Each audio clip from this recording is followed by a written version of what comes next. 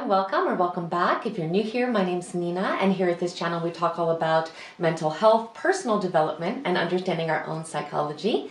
And today we're going to be doing a deep dive into the topic of neuroticism, which is one of the big 5 personality traits from the 5-factor model of personality. And just to review, the 5 personality traits that are included in this model are openness to experience, conscientiousness, extraversion, agreeableness, and neuroticism, which is of course what we'll be talking about today, and is really the only personality trait that has a negative connotation. In fact, the words emotional stability are often used in place of the word neuroticism because of this negative connotation. And just like all of the personality traits, it exists on a continuum. So it's not a matter of being neurotic or not being neurotic. It's really seeing where we fall on a scale that is measuring the 6 facets of this specific trait. So today we're going to really examine these facets as well as deepen our understanding about neuroticism as a whole. Now, if you're looking for an overview on neuroticism as well as how to manage high neuroticism, that is the topic of a video that I have already made. I will go ahead and link it down in the description box below, as well as another video I made about neuroticism, which is focusing on the 10 neurotic needs. So let's go ahead and start by reminding ourselves of the definition of neuroticism. We can think of it as the trait disposition to experience negative emotions such as anger, anxiety, fear, self-consciousness, irritability, frustration, envy, guilt, or depression. Those who score high in neuroticism tend to live in a negative emotional state and have low emotional stability. They have difficulty handling stress, often overreact to situations, and have a tendency of interpreting ordinary situations or minor frustrations as hopelessly difficult or overwhelming. And as I mentioned before, the neuroticism subscale includes 6 facets, and I will be outlining them today as described in the NEO-PIR, keeping in mind that other inventories use different names, but basically are talking about these same facets. Now, something that's very important to remember is that it is entirely possible to score very high in some facets and then very low in some facets. So it's essential that we do look at the individual facet scores as opposed to just kind of generalizing based on our overall score in the personality trait. So for example, for myself, I always tended to score right in the middle of the road for neuroticism, but when I looked at the individual facet scores, they were actually incredibly high in 3 areas and incredibly low in the other 3 facets. So I had a lot of negative consequences because of those 3 facets that were scoring high. So again, it's important to look at these all individually.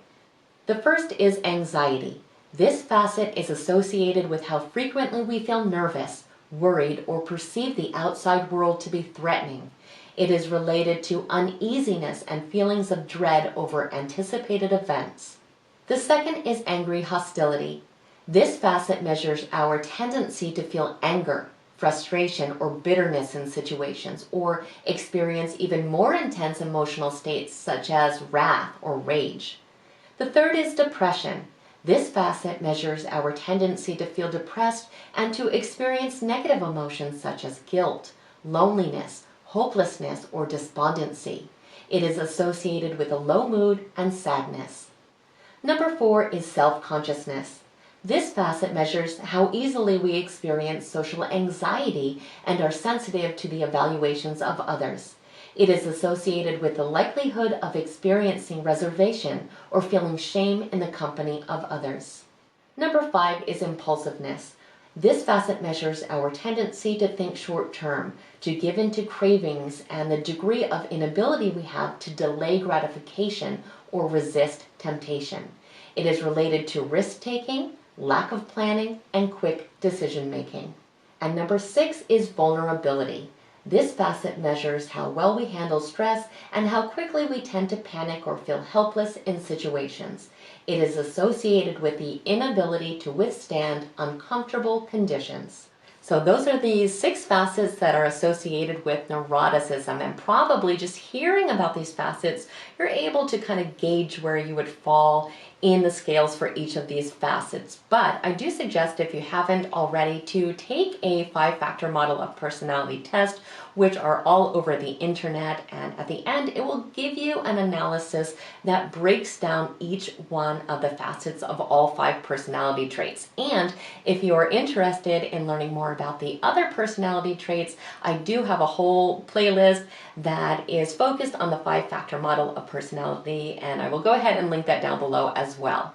I also want to point out that scoring high in neuroticism is not the same thing as having a personality disorder. However, some personality disorders are associated with elevated neuroticism. And as always, if you have any questions concerning your mental health whatsoever, do consult a mental health professional.